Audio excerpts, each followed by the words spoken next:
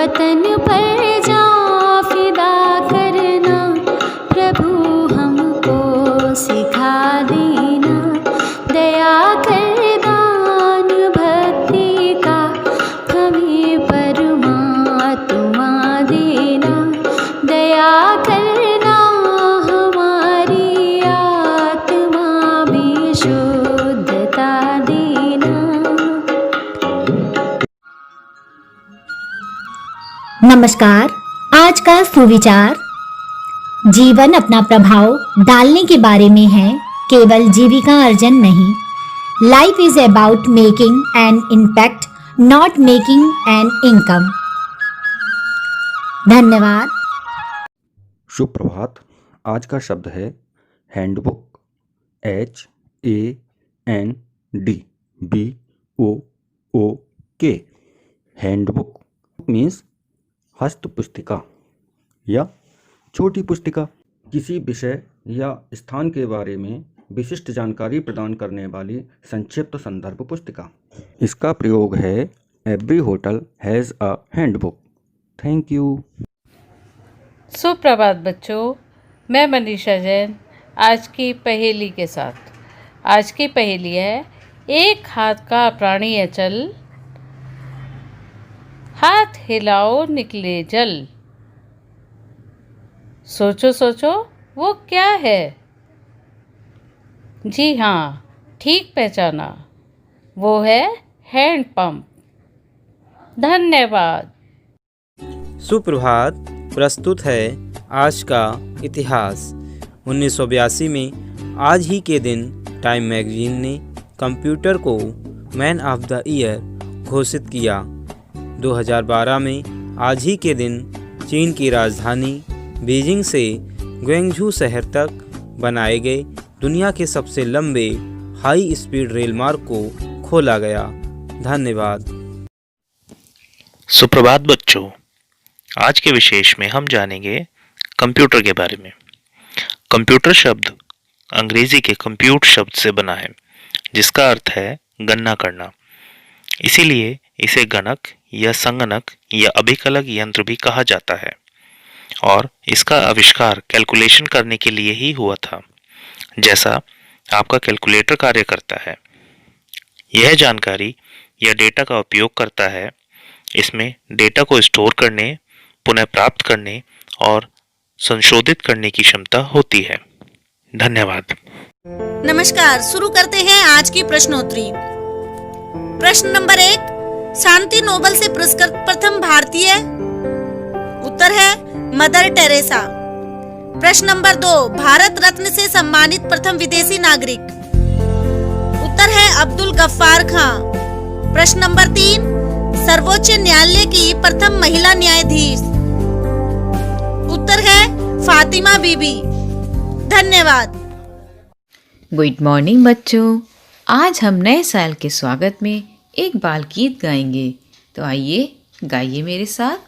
नए साल की बात करें, गए साल को माफ करें, अब न रहे कोई झगड़े, दूध पिए और हो तगड़े, कमरे का सारा कचरा आओ मिलकर साफ करें, खुली धूप से मन निखरे, दोस्त बने हम ना बिखरे, जो कुछ अच्छा कर पाए आओ मिलकर याद करें, नए साल की बात करें, गए साल को माफ करें। Have a good day, thank you. नमस्कार बच्चों, प्रस्तुत है आज की हमारी कहानी, जिसका शीर्षक है लालची चिड़िया। एक दिन भोजन की तलाश में एक चिड़िया उड़ते उड़ते काफी दूर निकल गई। जंगल के बाहर रास्ते तक आ गई। इस रास्ते से गाड़ियों में अनाज के बोरे मंडी जाया करते थे। रास्ते में काफी सारा अनाज गाड़ियों से नीचे गिरकर सड़क पर बिखर जाता था। चिड़िया गाड़ियों में अनाज के भरे बोरे देखकर बहुत खुश हुई, क्योंकि अब उसे और कोई जगह तलाश करने की जरूरत नहीं थी। अनाज से भरी गाड़ियां वहां से रोज गुजरती थी और अनाज के दाने सड़क पर रोज बिखर जाते थे। चिड़िया के मन में लालच आ गया।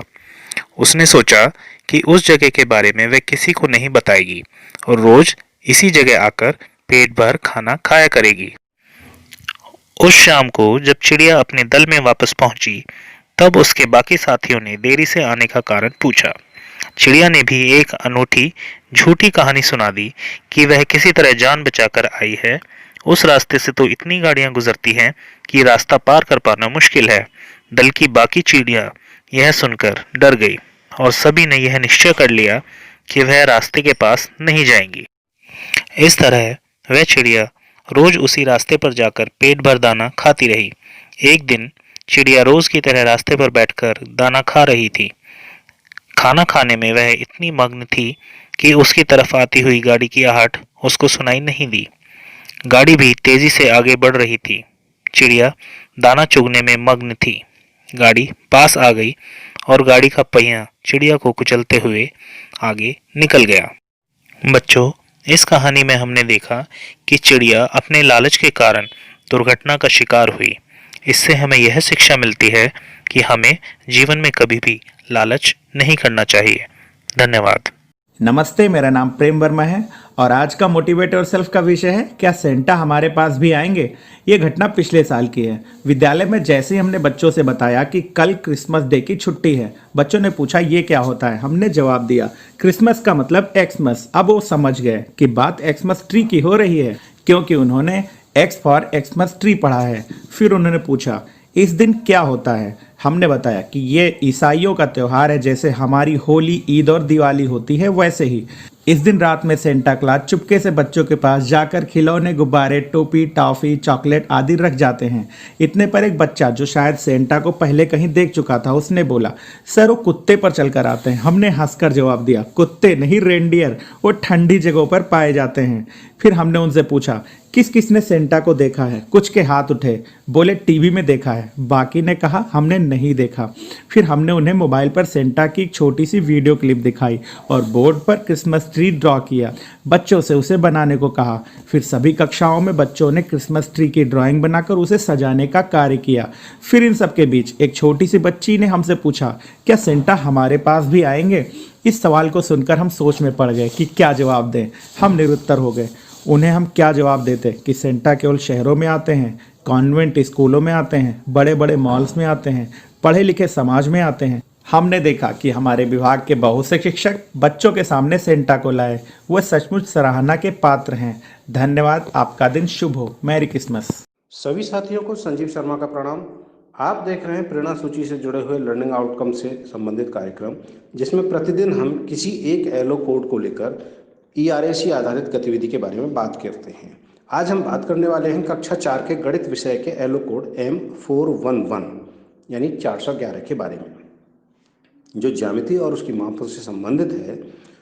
आइए देखते हैं इस एलो कोड को प्राप्त करने के लिए किस प्रकार की गतिविधि हम छात्रों के साथ करा सकते हैं।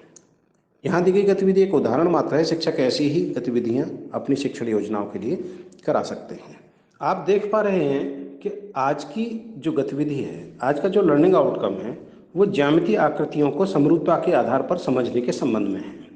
इसके लिए बहुत स्पष्ट तरीके से आपके पास कुछ ज्यामितीय आकृतियां होनी चाहिए या कुछ वस्तुएं आपके पास इस तरह की हों जो किसी न किसी ज्यामितीय आकृति को रिप्रेजेंट करती हों। उदाहरण के तौर पर यहाँ कुछ आकृतियां दिखाई गई हैं। कुछ वस्तुएं हो सकती हैं, कुछ आकृतियां हो सकती हैं। अब इन आकृतियों को दिखाते हुए छात्रों से प्रश्न करें कि बच्चों ये जो आकृतियां आप देख रहे हैं, ऐसी कौन कौन सी चीज़ें या कौन कौन सी वस्तुएं आपने देखी हैं। जो चीज़ें देखी हैं उनके आप नाम लिखिए और वो किस काम आती हैं, यानी उनका प्रयोग, ये आप अपनी कॉपी पर लिखें और लिखने के बाद एक एक करके हमें बताएं। जब छात्र अपनी प्रस्तुति दे रहे हों तो उनकी वस्तु के प्रयोग के साथ ही उसकी अवधारणा को स्पष्ट करें। उदाहरण के तौर पर बच्चे बता सकते हैं कि त्रिभुज की जो आकृति है ये टोपी जैसी होती है, या कुछ कीप जो होता है, ऑयल करने वाला जो कीप होता है वो कुछ इस तरह का होता है। कुछ मिलती जुलती आकृतियां छात्र आपको बताएंगे।